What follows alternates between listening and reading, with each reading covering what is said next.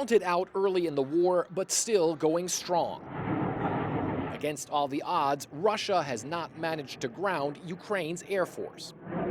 We spoke to fighter pilot Andriy, who was in an undisclosed location and hiding his identity for safety reasons. At first, Russian pilots dominated in quantity of fighters and newer equipment. Now they're starting to refuse to fly because we're shooting them down. We try to work with tactics. Andriy says he flies an Su-27 air superiority fighter. This is video provided by the Ukrainian military of the same model, an older plane, but one that's still effective.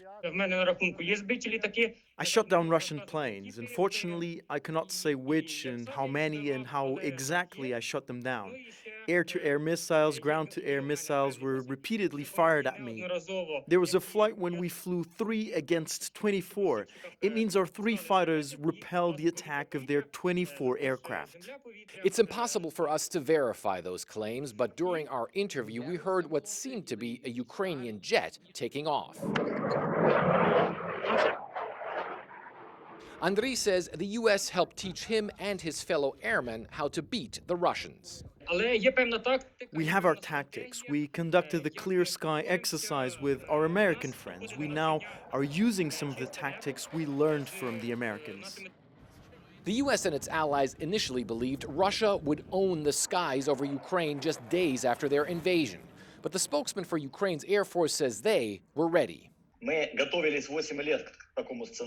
We've been preparing for this scenario for 8 years. It cannot be said that our military did not think this would not happen. We've destroyed 100 aircraft and 123 helicopters already. A lot of Russian aircraft have been taken down by shoulder-launched missiles supplied by Western allies. But the Ukrainians also still operate longer-range systems like the S-300. The Air Force spokesman says Ukraine wants Western missiles and U.S. jets. I'm talking about NATO integrated air defense systems, an F-15 Eagle or F-16 Fighting Falcon. They may be unused or decommissioned ones, but they could serve the Ukrainian military.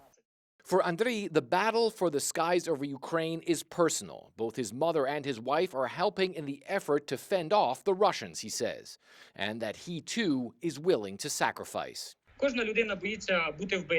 Everyone's afraid of being killed. It's one thing to die with honor, another thing is to die without honor. The U.S. has said Ukraine's Air Force remains largely intact and combat ready. The battle for the skies, another area where this outgunned nation is persevering against all odds. Fred Pleitkin, CNN, Kyiv, Ukraine.